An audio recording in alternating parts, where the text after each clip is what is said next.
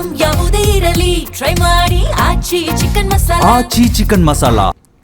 S Janaki ನಿಧನಕ್ಕೆ ಸಂಗೀತ ನಿರ್ದೇಶಕ ಇಳಿಯರಾಜ ತೀವ್ರ ಸಂತಾಪವನ್ನು ವ್ಯಕ್ತಪಡಿಸಿದ್ದಾರೆ.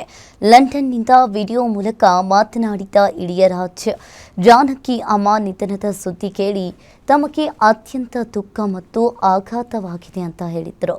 ಜೀವನದಲ್ಲಿ ಅಸಹನೀಯ ದುಃಖಗಳನ್ನು ಸಹಿಸಲಾಗದ ಘಟನೆಗಳನ್ನು ಸಹಿಸಿಕೊಂಡು ಅವರು ಬದುಕಿದ್ರು ಎಂಬುದು ಅತ್ಯಂತ ವೇದನೆಯ ವಿಷಯ ಅಂತ ಸ್ಮರಿಸಿದ್ದಾರೆ.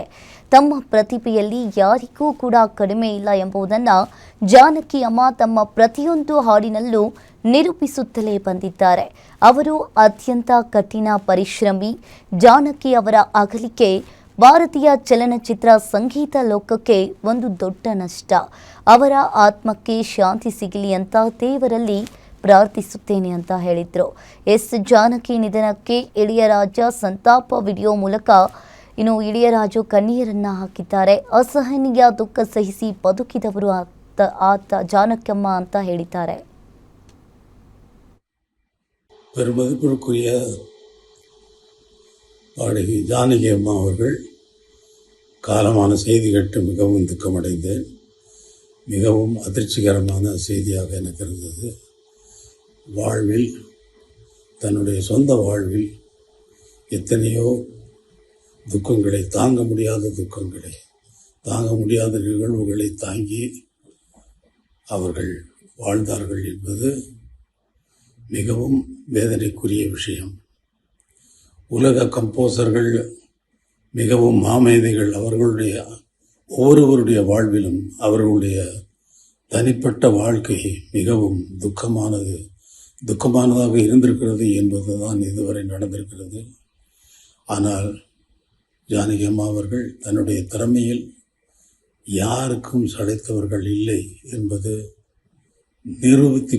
ஒவ்வொரு பாடலிலும் நிரூபித்து கொண்டே வந்திருக்கிறார். மிகவும் கடினமான உழைப்பாளி.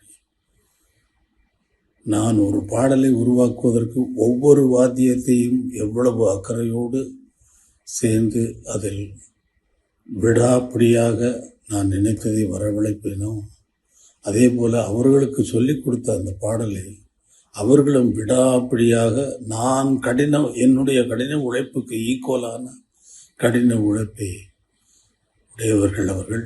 அதற்கு மேல் என்றே சொல்லலாம். சிறந்த கம்போசர், சிறந்த பாடல்களை, பஜன் சாங்குகளை நிறைய எழுதியிருக்கிறார்.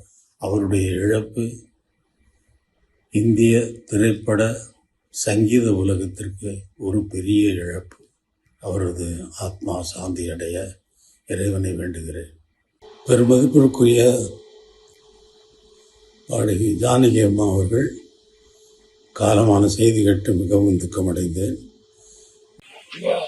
ಮಹಾನ್ ಗಾಯಕಿ, ನನ್ನ ತಾಯಿಯವರು ಮಹಾನ್ ನಾಯಕಿಯಾಗಿದ್ರು. ಈ ಗಾಯಕಿನೂ ನಾಯಕಿನೂ ಭಾರಿ ಆತ್ಮೀಯರು ಜೀವನದಲ್ಲಿ.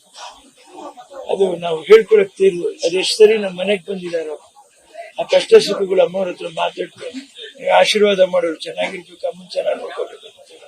ಹೆಚ್ಚು ಕಡಿಮೆ ಅದೇ ವಯಸ್ಸು, 1 ವರ್ಷ ಹಿಂದೆ ಹಾಗೆ ತೀರ್ಕೊಂಡ್ರು. ಭಾರಿ ನೋವಾಗತ್ತೆ. ಕೃಷ್ಣನ್ ವಿಗ್ರಹನ ಇಟ್ಕೊಂಡು ದೇವ್ರು ಇಲ್ಲ ಅಂತ ಎಷ್ಟು ಜನ ಹೇಳ್ತಾರೆ.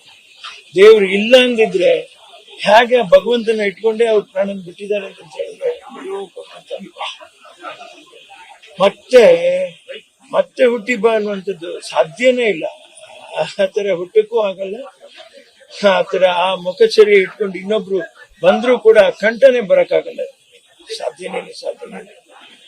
ನನ್ನ ಅಂದಾಜ್ಗೆ ಅವ್ರಿಗೆ ಸಿಕ್ಕಿರೋ ಪ್ರಶಸ್ತಿಗಳೇ ಸಾಲದು ಅಂತ ನನಗೆ ಅನ್ನಿಸ್ತಿದೆ. ಏನು 48,000 ಹಾಡೋದ್ರ ಮೇಲೆ ಎಷ್ಟು ಭಾಷೆಗಳೆಲ್ಲ ಹಾಡಿರೋದು. ಅರೇಬಿಯಾ ಭಾಷೆನಲ್ಲಿ ಆಡಿದ್ದಾರೆ, ಜಾಪನೀಸ್ ಭಾಷೆಯಲ್ಲಿ ಆಡಿದ್ದಾರೆ. ಇಂಟರ್ನ್ಯಾಷನಲ್ ಪ್ರಶಸ್ತಿ ಒಂದು ಸಿಗ್ಬೇಕು, ಒಂದು ದಾದಾ ಸಾಹೇಬ್ ಫಾಲ್ಕೆ ಪ್ರಶಸ್ತಿ ಸಿಗ್ಬೇಕು. ಖಂಡಿತ ಇಂಥ ಕಂಠ ಎಷ್ಟೋ ಮಿಸ್ ಮಾಡ್ಕೋತೀವಿ.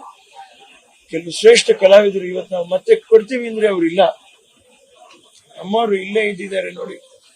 ನಮ್ಮ ಕರ್ನಾಟಕದಲ್ಲಿ ಅವರೆಲ್ಲೋ ಜನಿಸಿ ಕರ್ನಾಟಕದಲ್ಲಿ ಆತ್ಮೀಯತೆಯಿಂದ ನಮ್ಮ ಮೈಸೂರು ಮಹಾರಾಜರ ಊರಿನಲ್ಲಿ ಬಾಳಿ ಇಲ್ಲೇ ನಿಧನರಾದ್ರು ಅನ್ನುವಂಥದ್ದು ಅದು ಹೆಮ್ಮೆ ಪಡ್ಬೇಕಾದ್ದು ಅನ್ನೋದಕ್ಕಿಂತ ನಿಧನರಾಗಬಾರ್ದಾಗಿತ್ತು, ಇನ್ನೊಂದಷ್ಟು ಕಾಲ ಬದುಕಬೇಕಾಗಿತ್ತು.